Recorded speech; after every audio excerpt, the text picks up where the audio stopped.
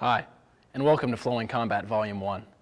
We're going to cover some very fundamental things, from structural to movement to some basic ways to intercept, open, and close an opponent, along with some two-man drills.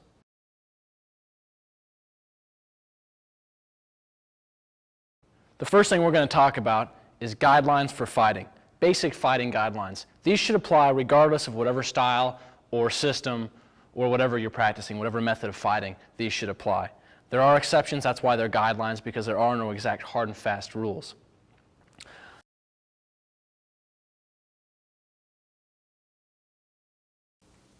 The first thing we're going to talk about is intent and forward drive.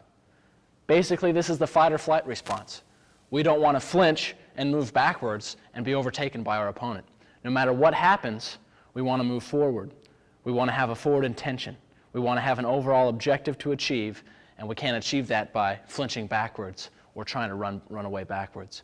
Let's bring in Eddie, and we'll show you basically what this means. If he's coming at me just with whatever, just trying to punch me, and I move backwards, even if I'm doing a block, he's eventually going to take over me, and I'm going to have to step sideways out of the way, and it's just a mess. However, if as soon as he starts to move in, I move forward, I can stuff his movement and I can overtake his structure. So he moves in, I move in. I can break his structure, and even if I do get hit by something here, I'm going to have minimized the impact because I've now taken away his power, I've taken up his space. So the first thing to remember is forward drive. I always want to be trying to move forward.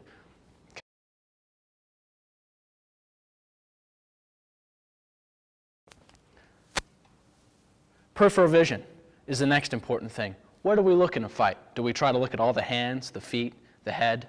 No, we don't want to do that. We're going to overwhelm our senses. So what we want to do is we want to put his entire body in our peripheral vision. Why? Because our peripheral vision has the best motion detector. It sets off our reactor in our brain. We don't have to think about everything. The easiest way to accomplish this is to simply, if he's squared up to me here, of course, I don't want to be straight on line with him here. I'm going to turn off to the side. When I do that, I want to look over his shoulder and not focus. So right now, he's in my peripheral vision. I'm not even focusing on what's in front of me here. I'm worried about everything here with my motion detection. So as soon as something moves, I take it out this way. This also allows for good situational awareness. So if Eddie's here and he decides to throw a punch, boom, I can take care of him if he moves, and then if somebody else comes in, I'm going to detect that motion on the other side and be able to attack. And notice I'm not focusing on him. Okay, I'm not looking directly at it. I'm not going, whoa, I'm going to have to focus and think. I don't want to think about it. I want to just react. So the best way to use this, again, is peripheral vision. Show it again over the shoulder. Look over the shoulder. Now I can see his feet and his hands. Try to avoid the trap of, as soon as he moves, looking, because that's going to delay your reaction. This way, this allows you to focus everything, all your tools, on both his hands, his feet, his head, everything, and your entire environment.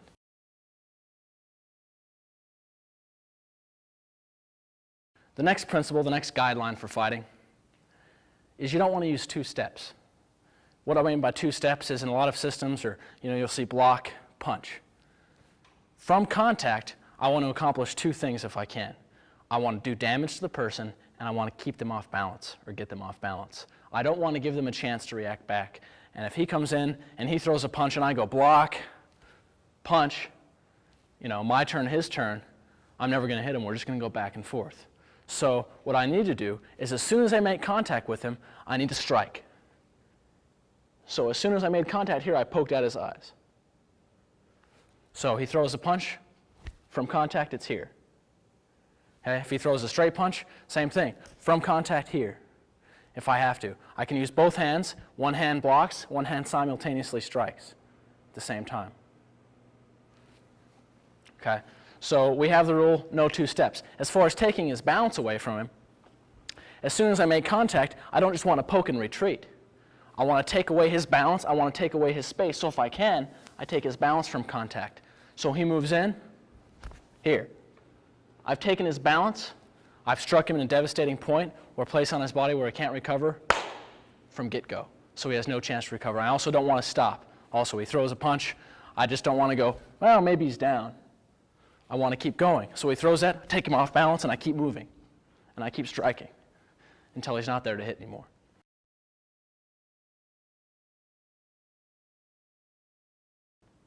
The next thing we're going to talk about as far as fighting guidelines is angle. I don't want to meet force on force. I always want to angle off the attack or the attacker, whatever I'm doing. I'll demonstrate with Eddie again. If he's coming in with a punch, obviously I don't want to clash with it here and try to stop it. That's ridiculous. I want to try to angle off. Now I don't need this big, huge, he throws a punch.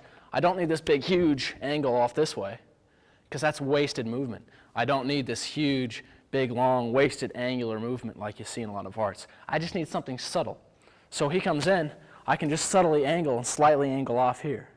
So you notice my hand is just barely cutting at an angle to his arm. My foot is cutting at an angle to hit the center line of his body, here. So now I'm affecting his center. I'm just using one hand. Okay, so remember, angular movement. Now, if he's coming in round, I can come in straight. If he's the wheel, I can be the axle, and now I can turn this way. So he comes in round. I can still get my angle here, but notice what my angle is. I'm still not moving just straight in, but I'm moving in and slightly around with him. So again, he throws that punch, angle here. So it's still a slight angle, it's just to the inside.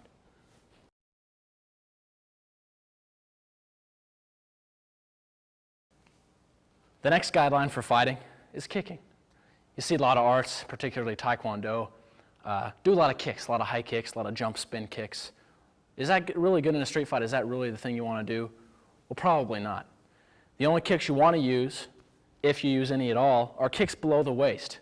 We have the upper and lower rule is what we'll call it. I only want to attack his lower body with my lower body. I only want to attack his upper body with my upper body. So I don't want to try to punch him in the foot, and I don't want to try to kick him in the head. That's ridiculous. So the basic kicks we'll use, bring Eddie in again, I don't want to try and do this, but I can take out his knee as I'm moving in. And if he tries to throw a kick at me, I just lift up my knee like a Muay Thai boxer would do and jam. He goes to kick, he goes to move that, and I move in and I just jam his kick and hit him in the head. So I don't have to worry about, blocking kicks to my face. So we have the upper and lower rule. I can do both simultaneously. If he throws a punch and a kick, I can do my upper and lower at the same time. I can jam, and I can come in here and strike at the same time. He throws a straight punch, for example. I can come in here, and I can take out his knee and hit him upside the head. And it all happens at the same time. Here. So I'm not going to try to move in and kick him upside the head. I'm just going to use both at the same time. I'm going to use my whole body power for everything at the same time, upper and lower.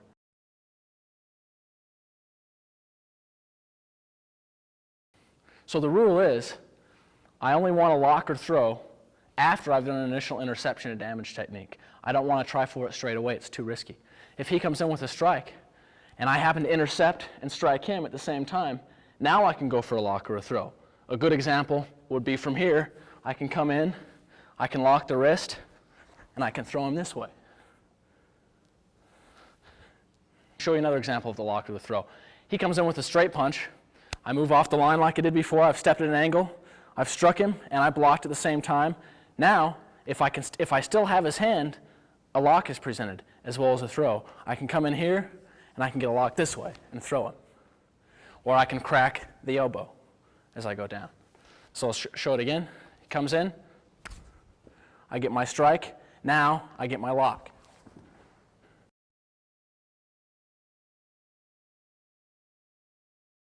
What is the most optimal structure for fighting? First, let's talk about the lower body. We don't want to have our knees bent too far so we're too low and immobile, and we don't want to have them up high like this so we can be uprooted and taken off our feet.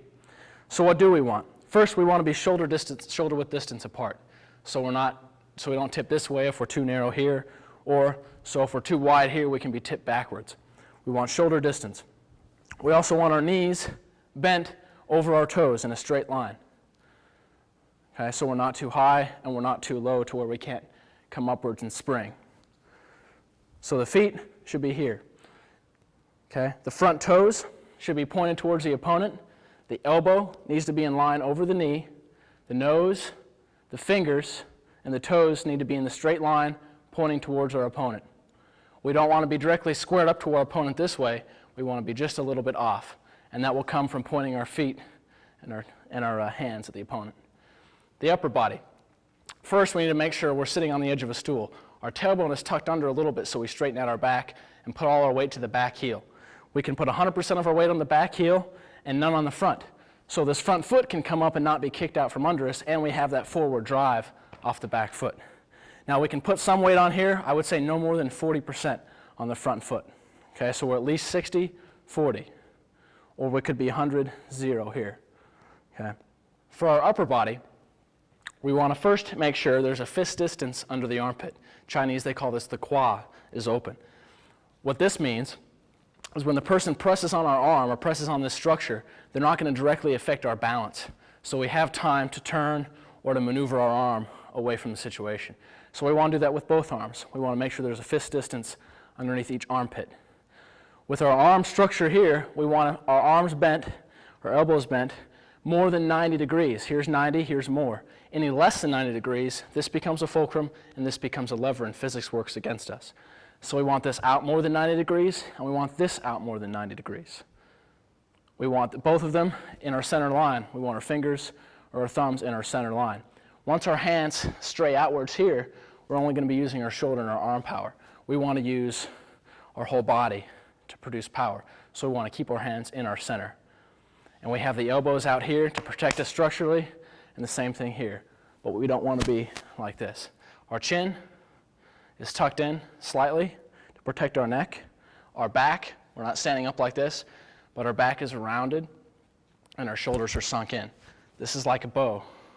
It stretches, but we want to start sunk and relaxed. We want the shoulders sunk deep into the shoulder girdle here. We don't want them tensed up like this. So we just relax into this posture and stand here. Remember what we talked about earlier with the peripheral vision? I'm looking over the opponent's shoulder. I'm not focusing at all.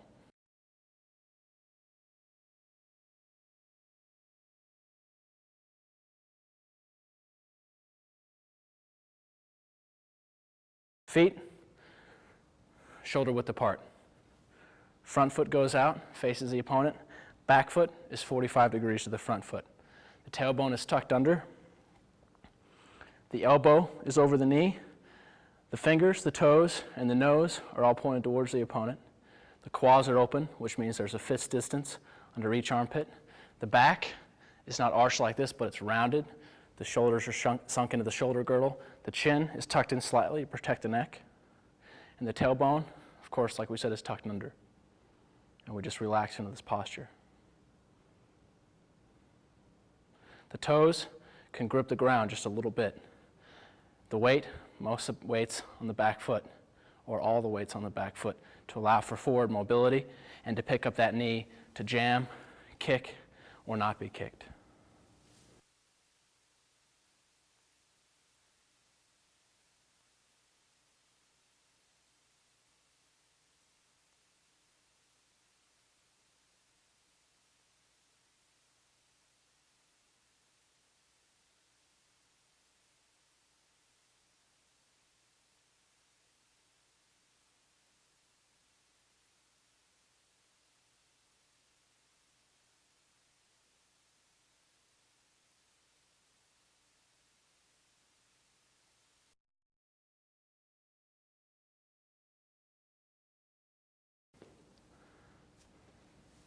Now we're going to talk about linking. What's the most optimal way to link the body for power? We're going to take a little lesson from kinesthesiology, and we're going to push off the ground, and we're going to connect our joints in the most optimal manner possible for the most power output.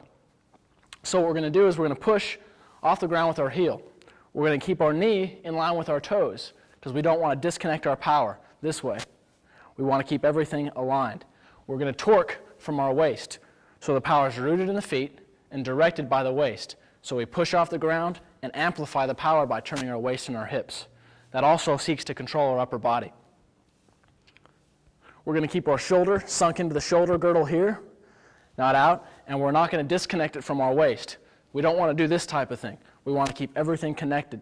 So we have a straight line of power from the heel, through the knee, through the waist, through the back. We don't want the back arched. Again, we want it rounded, and then it's going to gradually and slowly unround. Not to the point where it's stretched out here, but it's going to slowly come straight.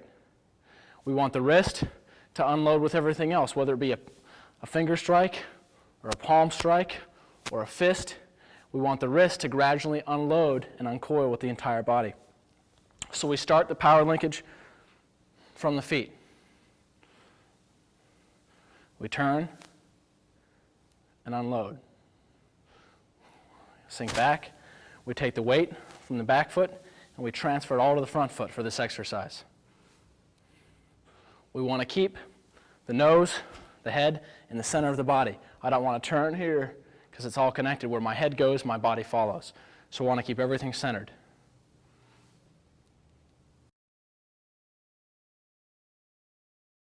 Because the power, as they say, is rooted in the feet. This means I'm pressing and driving off the ground and creating the force. By pressing off the ground, I'm creating that friction and that force. Okay? So I press with my feet off the ground. The power is rooted in the feet, but it's directed by the waist because the waist guides the entire body. So I push off my feet and then I turn my waist to amplify and direct the power. When I do this, I want to keep my knee in alignment with my toe. I don't want to turn and do this because now I've just got a power lapse. I don't want to lift up my heel because now I just disconnected my force chain from the ground because I'm pushing off that heel. And the most direct route of force is from the heel to the knee, the hips and the waist, the back, through the shoulder without the shoulder moving out of the shoulder girdle to disrupt my power, through the elbow, and out through the wrist. That's the most direct route of power. From the heel to the knee, hips and the waist, back, shoulder, and head. Okay, alignment is very important here. If I turn my heel and my knee comes out of alignment, I just lost my power. If I lift my heel up, I just lost my power connection to the ground. So when I turn, I want to turn my knee and my toe together by pushing and turning the waist. So I get this. Also when I turn, I want to keep my shoulders and my waist in alignment. I don't want to have this happening because you see the power disconnect from this. I'm generating torque, yes, but there's a disconnect here. I can use that torque more directly if it's connected. Okay, so I want the shoulder and the hip to move together along with the knees and the toes. So I have this. I want the back, remember how it's rounded, it's like a bow. I want the back to spring open as I move forward. It's loaded as well as the wrist is loaded. This is also like the bow. So they're both spring loaded.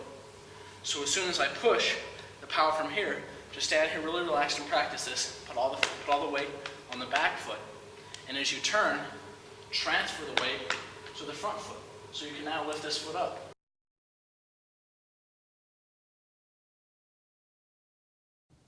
To practice this, you can bring in a partner and have him touch your hand here. He can give you a little pressure. You can turn and strike here with the palm. You can strike to the face, or if you can turn him more, strike him to the back of the head or gallbladder 20, right at the base of the neck, which will knock him out. In real-world application, I'm of course not going to do this big, long body coiling application. It's going to be short. It's going to be here. All the weight's going to transfer just momentarily to that front foot while I uncoil and I use fa jing, or I explode into him. But for now, we need to link the joints correctly. So we need to do it slow, and we need to do it large frame. We want everything to stop at the same time. So if I turn my feet, turn my hand, and my hand's still going and my foot is stopped, I'm doing it wrong. And vice versa. I want my feet, my waist, everything to start and stop at the same time. Everything coordinated, including this other hand. So if this hand's turning out and dragging down, it needs to stop doing that as this hits. So it's all coordinated. You need to relax. You can also use this time to not focus. Use your peripheral vision when you're doing everything. Have your partner focus on what you're doing, however. Have him watch your knee and your toe alignment. Make sure that knee doesn't wave. Have him watch your shoulder and your hip. Make sure this doesn't come out of alignment. Have him watch your back. Make sure it's loading and unloading. Have him watch your wrist. Have him make sure everything is starting and stopping at the same time. Pick up that back foot. Make sure all your weight transferred. And that's kinesthetic linking.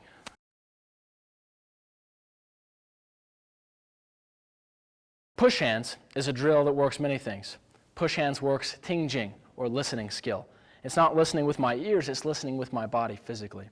So if he throws a jab, I know by feel if it's a jab. If he throws a really, really hard punch, I know as soon as I touch him from contact what type of an attack I'm dealing with without having to think about it. This allows me some sort of dynamicism with my movement and fighting. I can change it up by feel without thinking about it. We're going to start doing this in a static fashion. Your opponent or your partner comes in here. You both put the same foot forward. In this case, we're putting our left foot forward.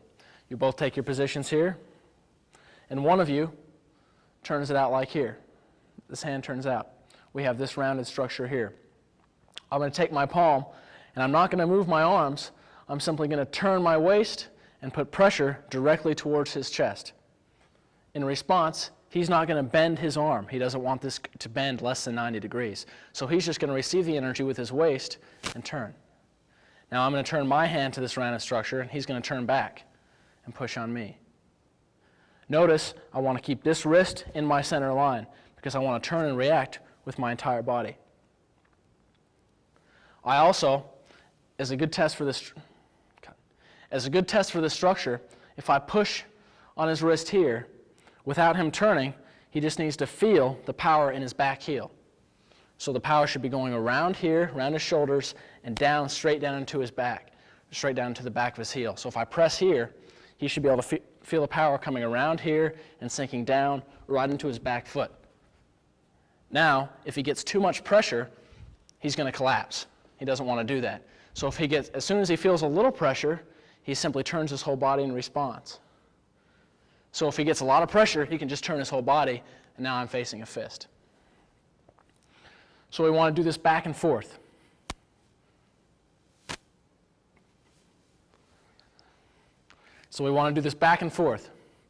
We don't want to give up our own space or our own circle in here.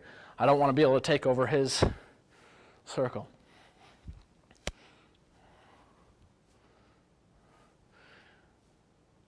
If I push very hard, he turns fast. If I push slow, he turns slow. If I make a big circle, he makes a big circle. If I make a small circle, he makes a small circle. Remember, all the work here is being done with the body. And not with the arm. The arm is simply staying here and changing states and moving a little bit. It's floating around, but it's mainly floating around the center line. To change hands, I'm going to step back and pull down at the same time. So I practice this. As I do that, I'm going to shoot this hand up towards his face and force him to block. Now we have the same structure, and both our feet are reversed. So now I can do this on the other side. An important element of this is stick, adhere, and connect and follow. I want to stick to his motion, connect to it, and follow it. So if he's throwing a punch, I want to stick, adhere, connect, and follow. I don't want to just go, pat, pat, pat. I want to stick to it, and follow it. So this is training the sticking ability, the stick, adhere, connect, and follow ability here. So I want to practice this, sticking to him. I don't want to disconnect. There should be just enough pressure in between here to hold like a credit card between us without dropping it. But there doesn't need to be a lot of pressure, just enough. Just enough to stick to him without him really not know what's going on. So I should be able to listen to him and know what's going on.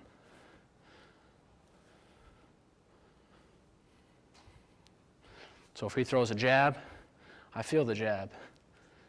And I don't overcompensate for it. If your opponent's throwing in a punch, I don't want to go, whoa, and get nailed. I want to be able to react accordingly. And if he's throwing a huge force punch with his whole body behind it, I want to know that his whole body's behind the punch so I can appropriately deal with that.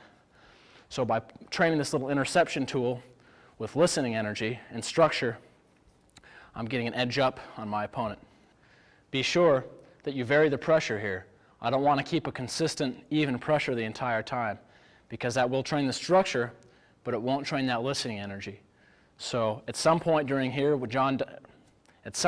this, without John knowing it, I'm going to give him a lot more force. And then other times, I'm going to give him no force. I'm going to stop. I'm not going to move. Or I'm just going to push him slightly, and he's going to turn slowly. Or I'm going to push him really hard, So this trains that listening ability that gives you that edge up to know if it's just a jab or a feint or if somebody's putting their entire body power behind a strike. And it teaches you not to sacrifice your structure and listen accordingly and not have to think about it. Just relax. So as you can see, I'm keeping my arm in my center line the entire time. I'm pushing with my waist. I'm receiving the energy in my feet, and I'm pushing from my feet and controlling from my waist. And we have this big circle going on here, this big circle. I can make it a small circle, or I can push harder. And what I don't want to do is I don't want to allow him to push through my structure. I don't want to be able to push through here because that collapses him. He wants to turn his body before that happens, out of the way. And a very simple thing you can practice during this is energy in, energy out. If I push here, he's going to smack me upside the head with that one. So the harder I push, the harder I receive. This is like a big wheel. If he holds this up, this is a big wheel. Right here. If I push on one side of the wheel, I'm going to get the other side back. And that's all we're doing. If I push just a little bit, I just get a little bit back. But he doesn't overcompensate. So if I'm just giving him a jab, he's not going to turn all the way. He's going to turn just enough to get the job done. If I give him a big throwing punch here, I get more back and he turns out of the way. So, show it as he pushes on me. Here.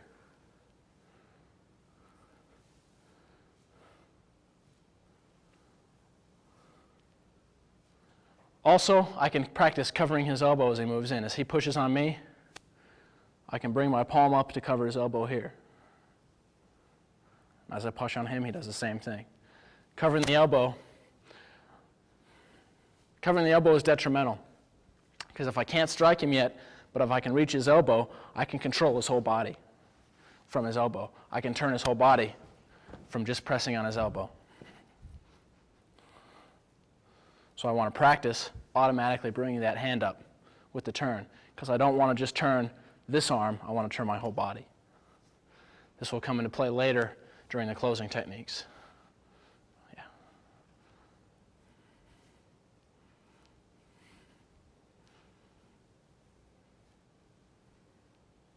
Or I can keep my hand on his elbow the whole time to get a feel for it. Don't put a lot of pressure on it, because you're reserving the right to use this later.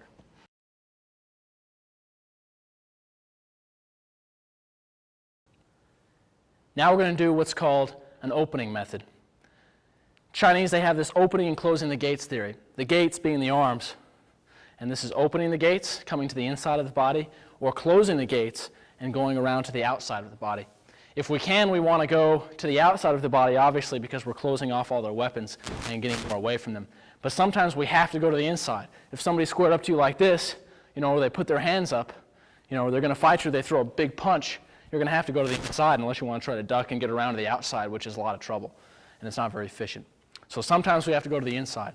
When we do this, when we open a person up, we want it to happen instantaneously, in a split second. Remember the theory of first contact. Damage and off balance from first contact. We don't want to give them an opportunity to do anything else. Okay, so let's start with this movement. Getting our basic stance here. Remember the street, you may not be able to take a stance. So we don't want to go, let's fight. That would be good. No, we don't want to do that. We want to say, hey, leave me alone. Get away from me. So what am I? I'm in my stance now. It's not noticeable, or I'm here. Hey, leave me alone. So we start from here. Or hey, get away from me. Leave me alone. I don't want to fight. We can do everything from this medium right here. Okay, so from here.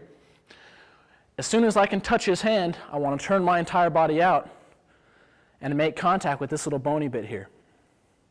Okay, this hand turns out, and notice how it stays in my center line because I'm using my whole body and I'm coiling. So, I'm here, turns out. I'm going to step forward and turn the other hand out and make contact with this one here. So I get this here. What this is doing is this is opening up his hands. Or if he's throwing a punch, this is stopping the punch. Now, if I'm turning, obviously this way, this hand needs to do something as I turn. What this hand is going to do, we're going to isolate. Okay. So we have the right hand here turning, the left hand turning. Now, I want this hand to do something. We're going to isolate this. This is going to do what's called, this hand is going to do what's called drilling, or zuan, drilling fist. What I want to happen is I want my elbow to stay in line with my hip. I want to make a fist here, which is a one knuckle punch fist, or what's called a phoenix eye fist. I basically want to extend my first knuckle out and support it on the top with my thumb. So I have this type of a weapon. I have just a little bit of surface area here to do a lot of damage. So what I do is I twist it. It twists up, and it twists up with my whole body. It isn't doing this on its own. My whole body is forcing it to twist. So with this hand, after I've turned this way, it's loaded now. I brush the hand aside, and I twist up. So I get brush and twist.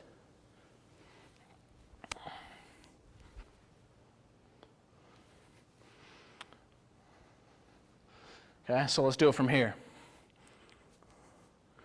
This goes out as soon as I can touch, and this twists up here. So the whole thing. Here. It needs to happen in a split second. So as soon as I'm in range, here. It's just 2 quick shakes of the waist. 1, 2, here. So I shake once and twice. So it needs to happen in the blink of an eye. I get this, but it's all structurally intact.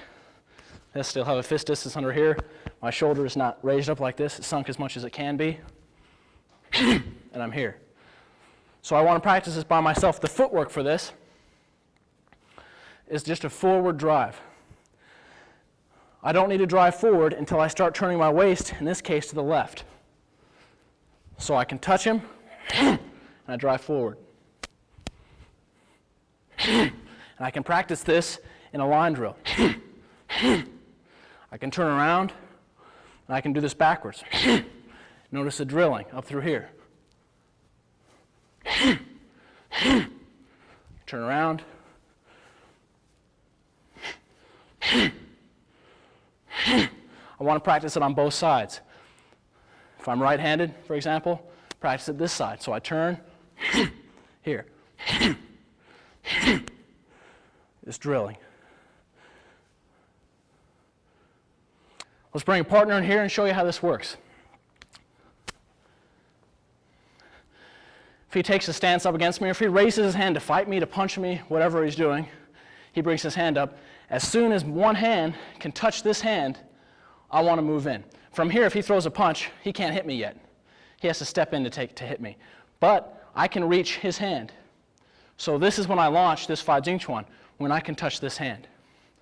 So we both have our hands down. I said, hey man, leave me alone, I don't want to fight. He puts his hands up, here.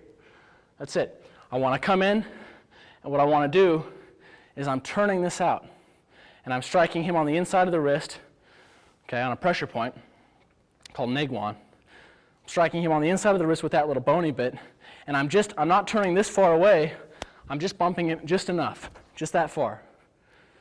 And then as I turn the other way, I'm taking the other hand. So when I come in, take this hand, as I step, I simultaneously block this hand out of the way and drill up either into the pit of his neck or up into his jaw. So really slow. Here. Notice I've still got my distance.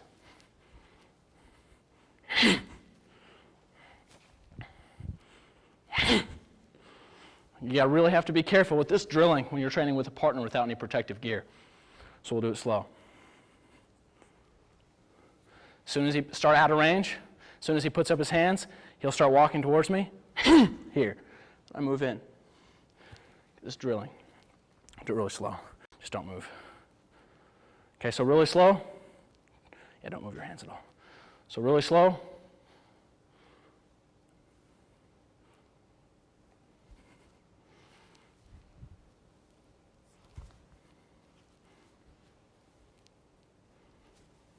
So again, I'm clearing this. Notice how I'm not taking it way over here.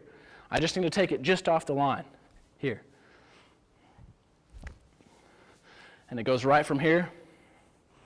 And it doesn't have to, this is the loading stage. So as I turn this way, this is loaded.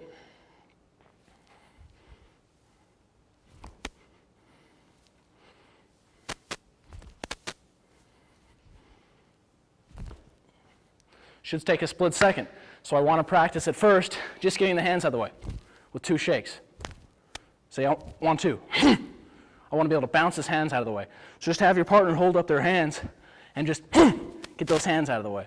Then practice as you turn to the left, getting that drilling here. So I knock his hands out of the way and I get the drilling fist in 1 second. And take 1 out breath and go towards him. Hey, I don't want to fight. That's it. So I'm drilled in his fist. So again, I want to turn from the hip and shake twice, right, left. This drills right up into the pit of the neck. Or it can drill right up in here. But I don't want to give up my angle. I don't want to come in here like this because I want to keep him away from me while I do the damage. I'm driving forward with my footwork and I'm popping off with my waist this way. So I've got all this power. As I land the drilling fist, all the weight lands in the front foot. Here. Let's do it slow. So as I turn, I pick this up.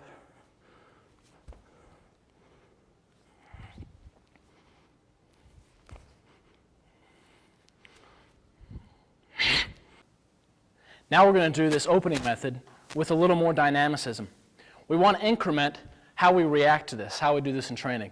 There's a couple of different levels. First, you want to get proficient with doing this relatively quickly from here. So you can shake really quickly and move in.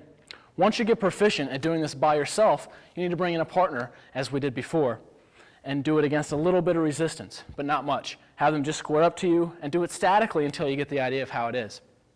Then you want to change it up a little bit. You want to have them come at you with a little bit of power, have them maybe come at you with a jab, and you want to put them in some protective gear. The key to learning how to do this is putting some stress to it. Having the person come at you with a little bit of force, and you reacting and be able to do this method using full force and full speed. Okay, so you need to get a training partner and get some gear. You can buy some gear from my website, from Century, at a 10% discount from retail. You can buy a helmet and some boxing gloves at the minimum, I'd recommend. And for you, the person doing the technique, I would recommend you put on yourself a helmet and actually let them to try to hit you in the face. That way, if you fail at the technique, you actually get punched, and it's some automatic feedback for you. But before you start the adrenal stress training, you really should have this down with just some basic dynamic reactive pressure applied, and that's what we're going to do now. What we have on Freddie here is part of a red man suit. We have a helmet, we have goggles to protect his eyes from my fingers, we have a chest protector, we have a throat protector, and we have some mitts on him.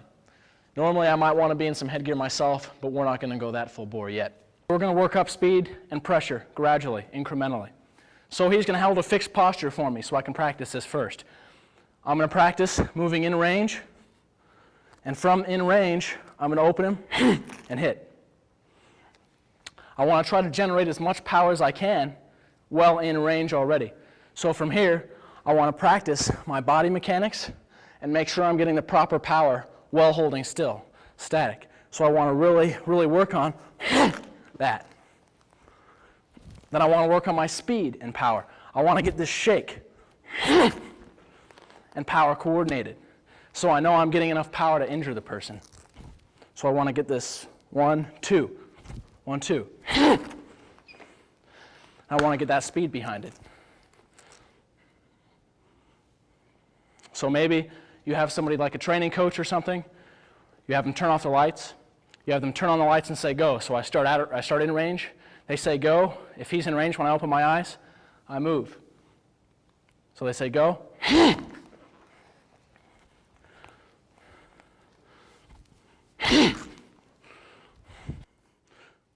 So I want to practice this. Here. If he has his hands a little tighter, I still want to practice sweeping this up. Here. So I get this little in tight shake. Out of my range completely. I can't punch him, he can't punch me. I want to practice saying, hey, leave me alone, I don't want to fight. Then Freddie brings up his hands. Notice how I'm not in range yet. I don't want to move in because if I move in, he may move in and hit me. I say, hey, I don't want to fight, leave me alone. If he starts to move in, then I use my method here. So again, I take it out this way and turn and hit. This method can even block that punch. If he's moving in, this can even block that punch. And if that hand's not there to open, it doesn't matter. You still throw the technique.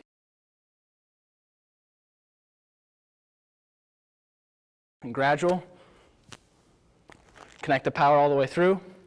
Then speed up and get loose. So I say, hey, I don't want to fight. He moves into range. I shake twice. Hey, I don't want to fight. So change it up. Do it slow at first to practice the movement, and then go fast. So have him move in slow. And then have him move in fast.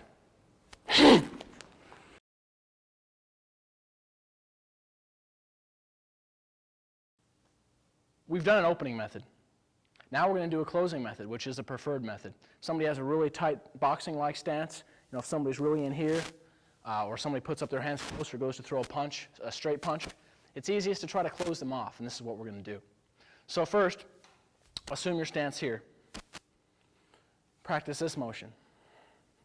This is what's going to meet the wrist. It's going to intercept. It can even move forward with a half step. And I want to practice, just like before, keeping this in line with my center. And just like before when we covered the elbow with the other hand, that's all we're going to do. We're going to move forward, turn, and cover the elbow with the other palm. Notice how this flexes out to cover the elbow. Here. As we turn back, we strike. So we get the same 2 waist turns that we did before. Before it was 1, 2 to the inside. Now we're just going to get 1, 2.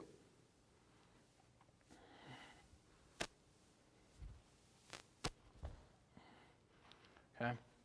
So we want to practice doing this really slow and then fast. Because we want to be able to do this really, really tight. Here. We want to be able to just explode into it. So as you can see, the hands change and they spring up off the ground. The whole body is powering this.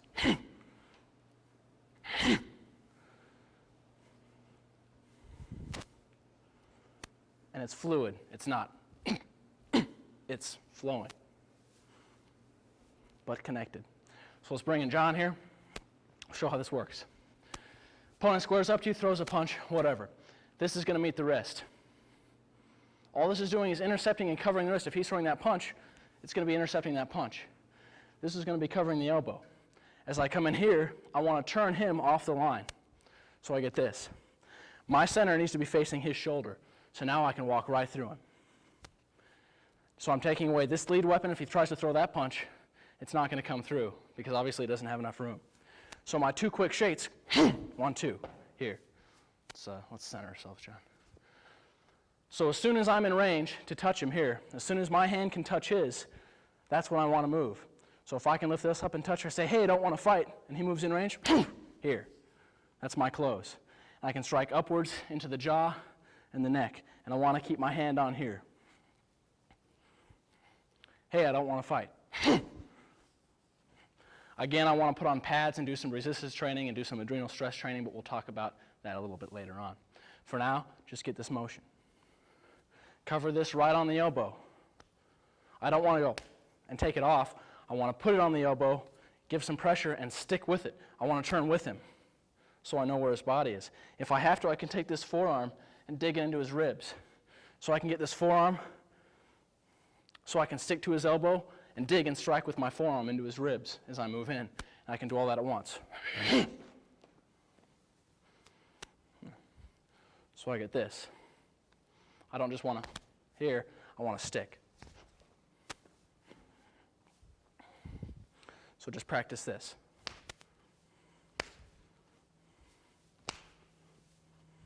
If he tries to block or puts an obstruction up here, don't worry about it. Just keep going.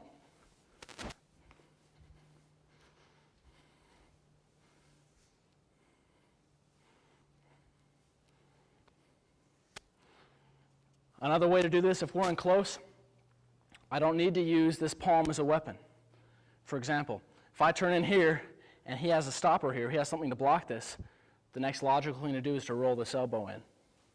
So it's still the same 2 waist turns. 1, 2. So I get here, and I just roll with the elbow. With my elbow strike, let me show you the elbow strike, I don't want to collapse my elbow into my own body. I want to keep this structure here. So as I go to throw that palm strike, it gets obstructed. I simply float this elbow over the top of his arm and use it to hit him with. Notice I still want to keep this covered. So I still want to keep this structure here.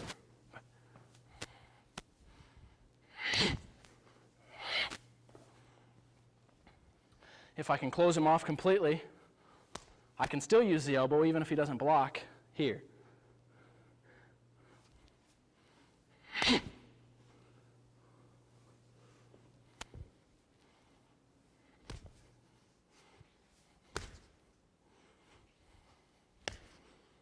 If he throws that as a jab, I simply intercept it, move in with my elbow. While I intercept it, move in with my palm strike, and keep sticking to this. Okay, so block with that one. Same turn. So I get turning left, turning right. I can do this on the other side here. If he puts the other hand forward, turning right, turning left. So I get here with the elbow,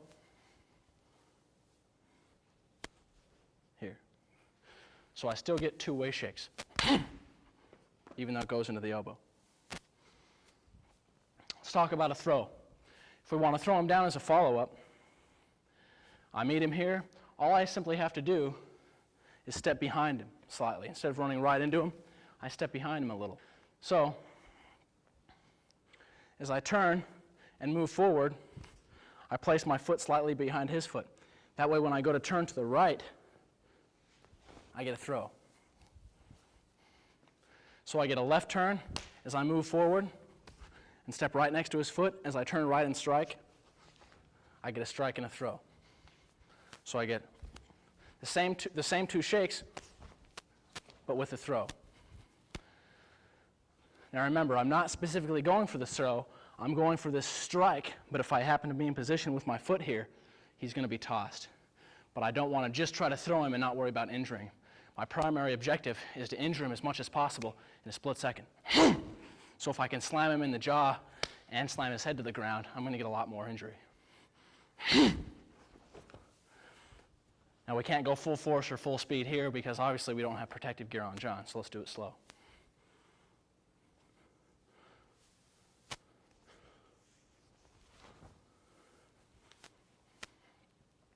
Again.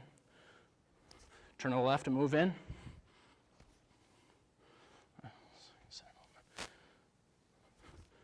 Turn to the right and strike. Turn. Slower again.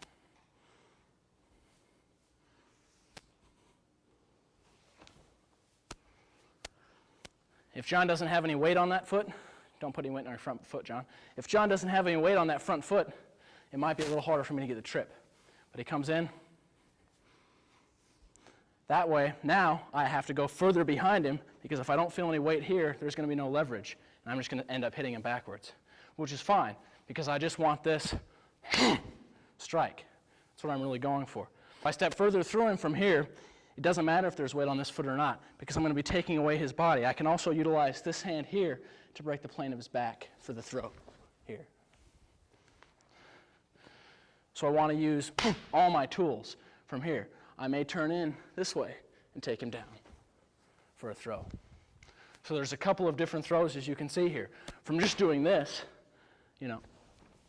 I can throw him like that. That's okay. So again, the different throws. Turning this way, stepping behind, throwing. Turning this way, coming in with that elbow, throwing.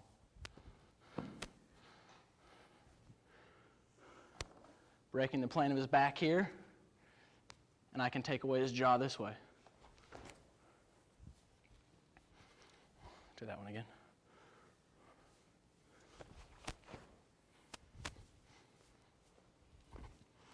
So again, it's two-way shakes. Here, two. And I get a throw. I don't even have to go with him. I can just come in here. 1, 2. Okay, so again for the throw, 2 waist shakes. 1, 2.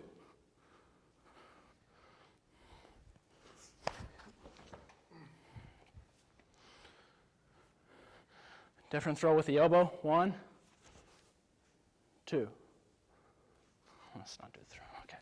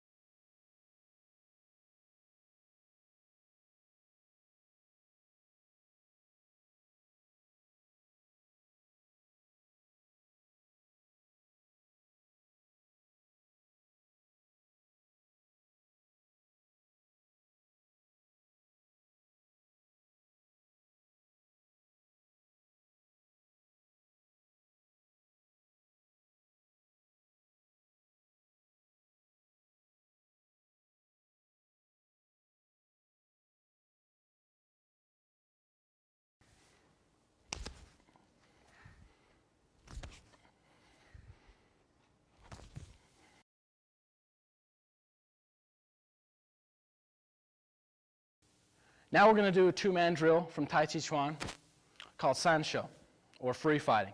It's going to start out as a real pattern drill, and we're only going to do the first 2 movements in a pattern to learn it, and then we can vary it up later. We're going to start from a medium of not a stance, from not, hey, leave me alone. You might not have time to do this. You might just have your hands to your side. You might just be standing around when somebody decides to sucker punch you. So we're going to start from here with our hands to our sides. What we're going to do is we're going to turn our waist and rise up. You almost want to have like a triangle between your fingers, but separated here. So you're just rising up and expanding. You have a circle within here, and you're turning. You're rotating on your heels and turning from your waist. Because remember, you're pushing from the ground with your legs and rotating with your waist. So you're just going to move in and turn. So you get your whole hand screwing outwards here and expanding. So we're going to do it to one side. Bring your hands back down and coil, and then do it to the other side. So we get the idea of this movement. So we can be ready to go either way in a fight. So here, here, here. He throws a round punch. I move in and I blend on the inside. See how the structure is going to save me here. I move in and I stop that. This other hand comes in and smashes him in the neck, the carotid artery I have along here, or I can get him in the face. So as he comes in, I can get him all the way upside the face here. Notice the triangle here. If I have to, if he's flurrying like this, I can put my head into my hand. So he throws out a round punch, and I can get my head into my hands to protect it here, in case he's coming around with that other punch. See, I'm protecting my own head. So, you know, the perfect alignment here may get me hit with that other hand if he comes around. Exactly. So I want to come in here. I want to have my head between my hands. Here. So no matter what he does, I'm protected. Now, the other side, same thing. He throws the other hand here. Notice the structure. So practice this in a pattern drill. He starts throwing his right. You put your hands down. He throws his left. Put your hands down. Just go back and forth. You can increase the speed gradually and the pressure gradually. So we have to have Freddie change it up a little bit. We have to have Freddie throw different punches, and we have to have him increase the pressure gradually and the speed. So for now, we're going to stick with so I can practice getting my hands all the way up here from here, which is very difficult to do. Normally, if I'm in this range, I want to have my hands up ready, or I've already hit him, as we've said. But I'm going to start from my hands down here, and Freddie's going to throw a round punch. I'm going to put my hands back. Freddie's going to wait till my hands are back. Right when they're back, Freddie can throw another punch. It doesn't matter what punch Freddie throws. He can throw the right again. He can throw the left. He's going to change it on me. So it's going to be a surprise which punch is coming in. Okay, so let's start again. Now we're going to go over a technique if somebody throws a punch at your stomach. Obviously, we've been doing a lot of techniques to the head and a one sweep lower. Well, if somebody throws downwards, you're going to have to be prepared. The next move in Sansao is to lower. So officially, 1, 2, 3. Now we're going to go lower. As we do this, this hand drills down. I don't want to give it in here. I want to keep my structure intact and drill down, and this from here is going to drop down and cover my elbow. So I get this, and I'm coiling and drilling to the floor. And then I come back and strike. So 1, 2, 3, drill down, strike. Let's do it from the side. 1, 2, 3, drill down, strike.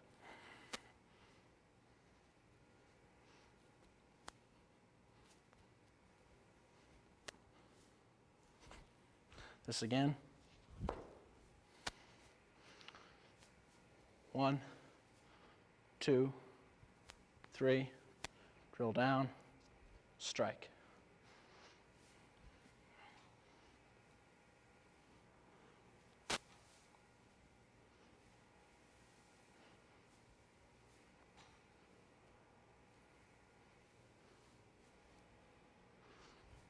Let's bring Freddie in. Freddie throws that punch towards my stomach. From here, what I'm doing is I'm drilling down, and I'm blending to the outside in this case of it, and I'm using this other hand to cover his elbow here and to strike on the way down. So I get this.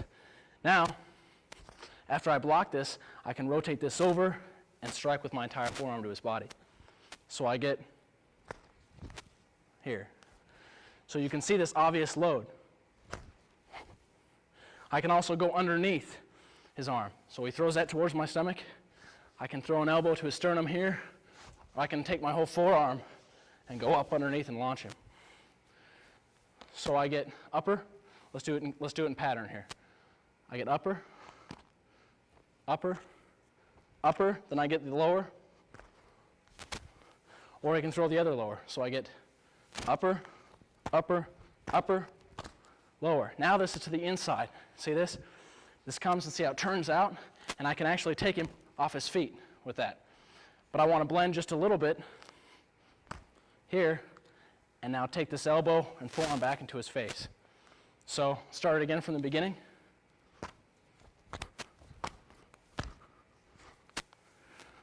Again, slower.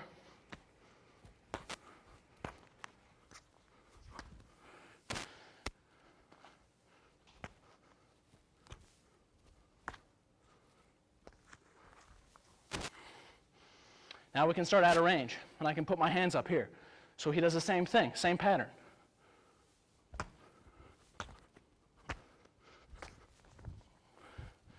All right, same thing again, starting out of range. He moves into me.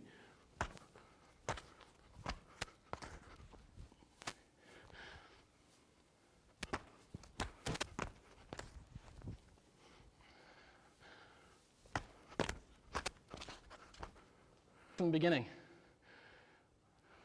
Up into here, drop. Up into here, drop. Up into here. Now he throws a lower punch, because I'm exposed, obviously lower. Drop this down, back to here. Again.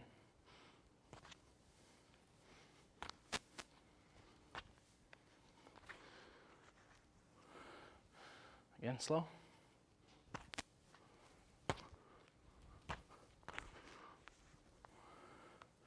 I can use this other hand from here to strike and rake his eyes as I go to block that. So I can rake his eyes here and then take this elbow, and I can also use this hand now to strike. So when he throws that lower one, you all right?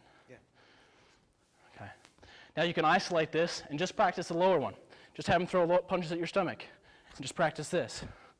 Practice this block. Add the other hand